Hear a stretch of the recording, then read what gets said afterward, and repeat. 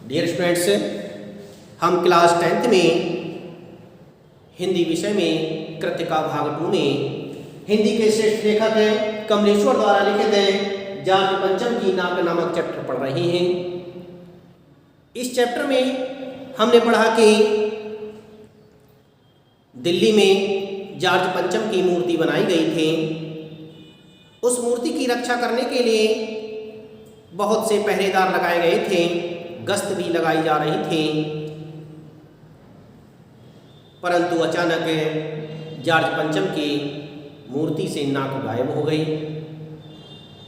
जब ये पता चला तो तहलका मच गया, सभी परेशान होने लगे कि इंग्लैंड की रानी जब यहाँ पर आएंगी तो इस मूर्ति पर नाक ना देख करके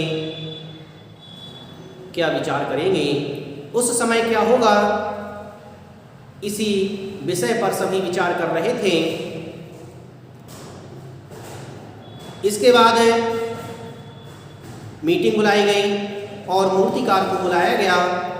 मूर्तिकार को आदेश दिया गया कि तुम्हें इस मूर्ति की नाक को पुनः से बनाना है। मूर्तिकार ने कहा कि ठीक है, नाक बन जाएगी, परंतु मुझे इस बात का ज्ञान होना चाहिए कि यह मूर्ति कब और कहाँ बनाई गई थी। इस मूर्ति को बनाने के लिए कहाँ से पत्थर लाए गए थे, इन सब की जानकारी यदि मुझे प्राप्त होगी तो मैं इस मूर्ति की नाक को पुनः से बना सकूँगा। इस तरह से सभी के साथ विचार विमर्श हो रहा था।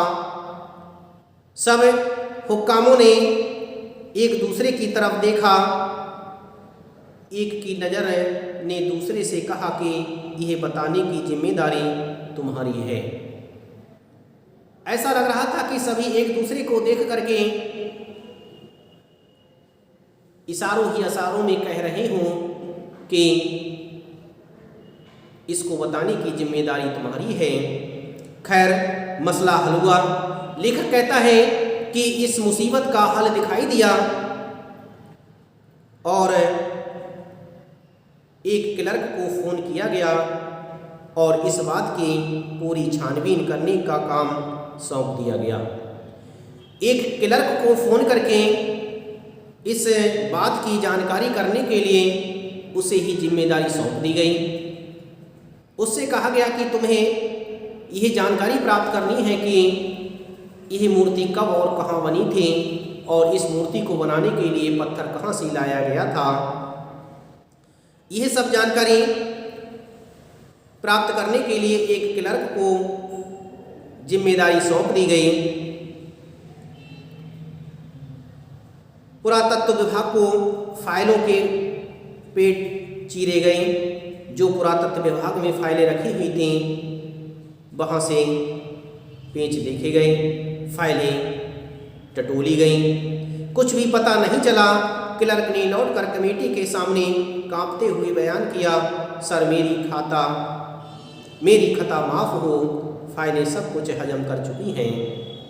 लेखक कहता है कि उस क्लर्क ने पुरातत्व विभाग में जाकर के फाइलों को लौटा, फाइलों में देखा, परंतु उसे फाइलों में कुछ भी प्राप्त नहीं हुआ। फाइलों में किसी तरह की जानकारी प्राप्त नहीं हुई और जब क्लर्क को किसी तरह की जानकारी प्राप्त नहीं हुई तो उसने आकर के कमेटी के सम्मुख कहा कि सर, मेरी खता को माफ़ किया जाए, क्योंकि फाइलें सब कुछ हजम कर चुकी हैं, अर्थात फाइलों से मुझे कुछ भी प्राप्त नहीं हुआ।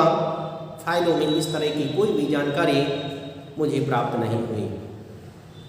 हुक्कामों के चेहरों पर उदासी के बादल छा गए। सभी उदास हो गए क्योंकि उनके चेहरों पर एक उम्मीद की किरण जागृत हुई थी।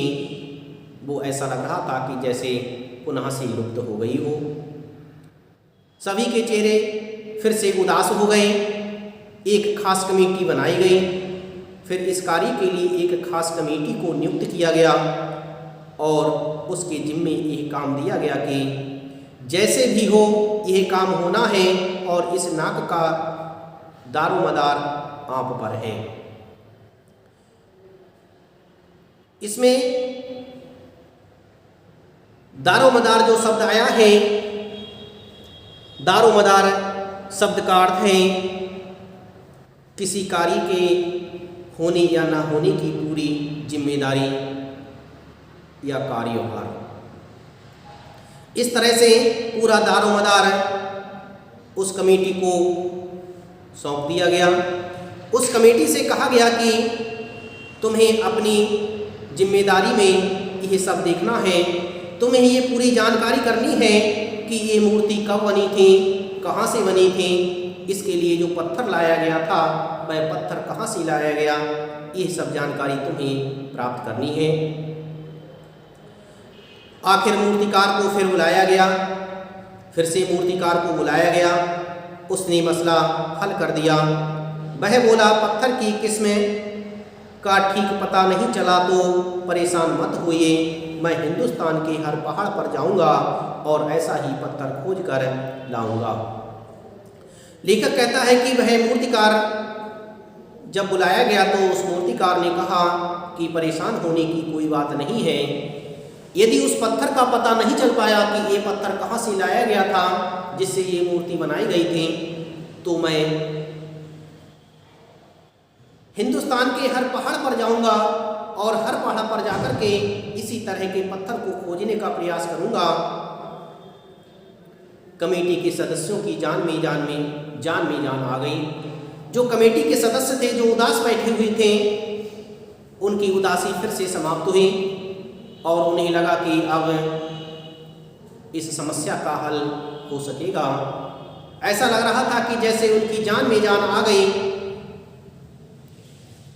सभापति ने चलते चलते गर्व से कहा, ऐसा क्या चीज़ है जो हिंदुस्तान में मिलती नहीं।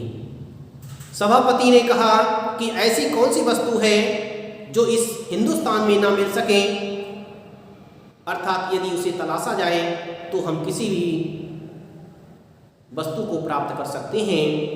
यदि खोजा जाएगा तो हमें पत्थर भी प्राप्त हो जाएगा जिससे ये मूर्ति बनाई गई थी। इस तरह से सभापति ने कहा, हर चीज इस देश के गर्भ में छिपी हुई है, हर चीज हिंदुस्तान के गर्भ में छुपी हुई है।